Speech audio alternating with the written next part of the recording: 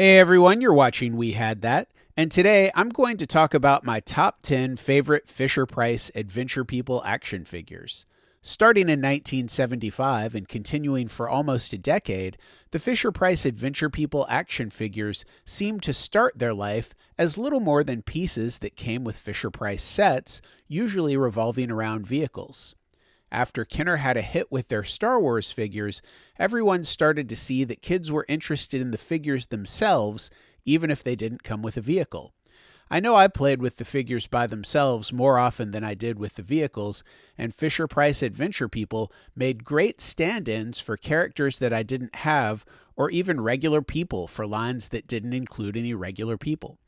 Looking back, one thing that amazed me about the Adventure People is, even without a movie or TV show to promote them, Adventure People sold well for years, both with sets and packaged by themselves.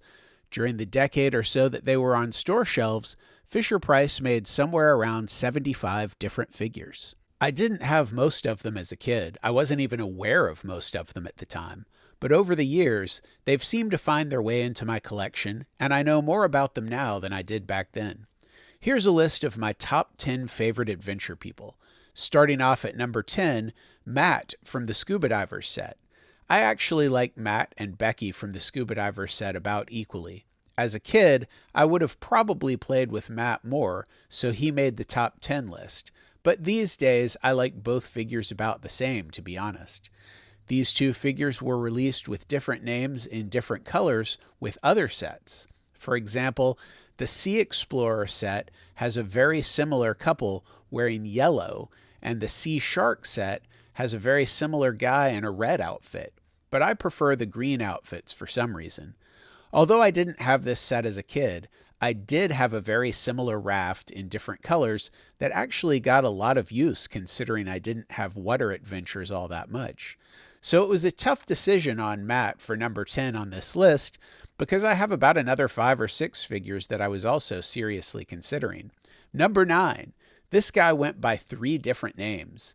In the Mountain Climber set, he was either Dick or Steve, depending on which color sleeping bags you got. And in the Wilderness Patrol set, he was Red. I had the Wilderness Patrol set as a kid, and this was probably my favorite Adventure People figure when I was little.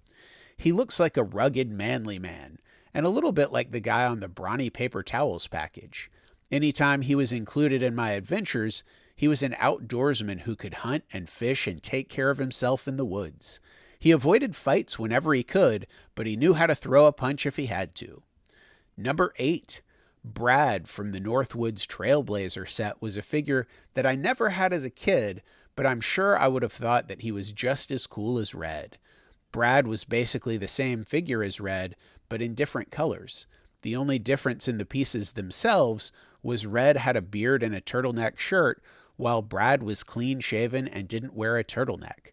I could very easily see Brad being a stand-in figure for Indiana Jones. Sure, he didn't have the hat or look exactly like him, but as a kid playing with toys, he would have been close enough for me. Coming in at number 7 is the Diver from the Deep Sea Diver set. I don't know if he would have fit in very well with the type of adventures that I had when I was young, but he's certainly a cool figure. He had an old-fashioned white diving suit with an attached helmet.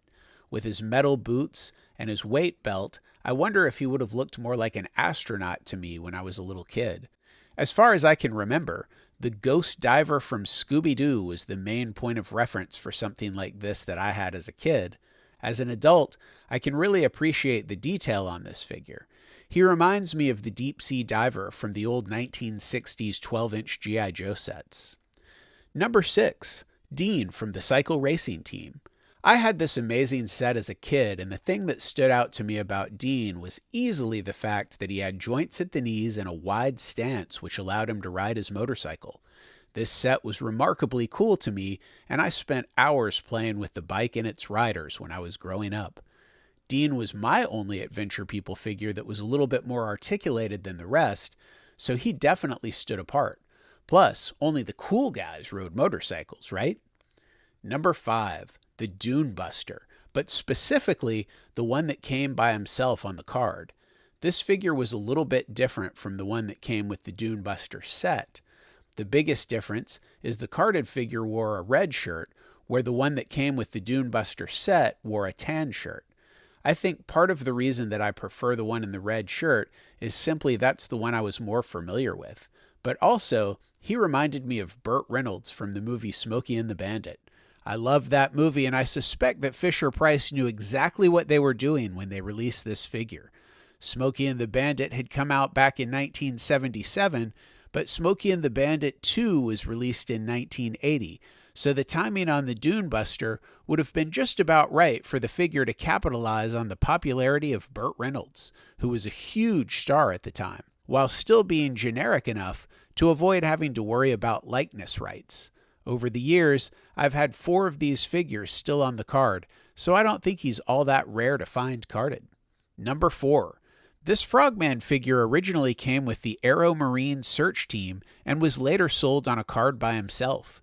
Even though I didn't have water adventures all that much when I was a kid, this guy just stands out to me as a really cool figure. He looks like he'd be part of a team of henchmen or something, like the divers in the James Bond movie Thunderball. Even his logo reminds me of Hydra, the bad guys in Marvel Comics. I didn't have this figure as a kid, but I suspect that he would have been aligned with the bad guys if I had him at the time. Number 3, the Highway Trooper. This figure is a motorcycle cop with no motorcycle. The figure itself is basically Vince from the cycle racing team in different colors. He has a silver badge on his shirt and a sticker on his helmet that's typically worn off on loose figures. This figure was only sold on the card and never came with any of the sets. For years, I've wondered if Fisher-Price made a motorcycle policeman figure because of the popularity of the TV show Chips. He doesn't look like any of the characters from the show, but he is pictured riding a motorcycle on his package artwork. It's also struck me as odd that they used a figure with straight legs who couldn't ride a motorcycle instead of the Dean figure who could ride a motorcycle. Number 2, Clotron. This bizarre black robot was made with a head and legs that were reused from other figures, but he's the only Adventure People figure that I have with claws for hands. Clotron never came with any sets. He was only released carded. It seems pretty clear to me that Clotron was Fisher-Price's attempt to make a character to go along with Kenner's Star Wars figures, and I think it's a great success. I don't think I was aware of this guy at the time, but I'm sure he would have joined my cast of characters in my Star Wars adventures if I had one back then. And coming in at number 1, Xray Man. I was, and am, a big fan of action figures who are made of clear colored plastic, and Xray Man is a great one. Later on, Tron and Crystar got in on the clear colored plastic game too, and I wanted those figures when they were out in stores as well. I didn't have an Xray Man figure as a kid, but I know that I was aware of him. That might be why he made it to number 1, wanting this figure for all those years. I must have seen him at a friend's house or something, but I don't remember seeing him in the stores. As with all of the Adventure People, there was no story for Xray Man. The closest thing we get is the artwork on the package for Xray Man, which shows Xray Woman walking in the background, and the package for Xray Woman with Xray Man walking in the background, both apparently on some kind of spaceship.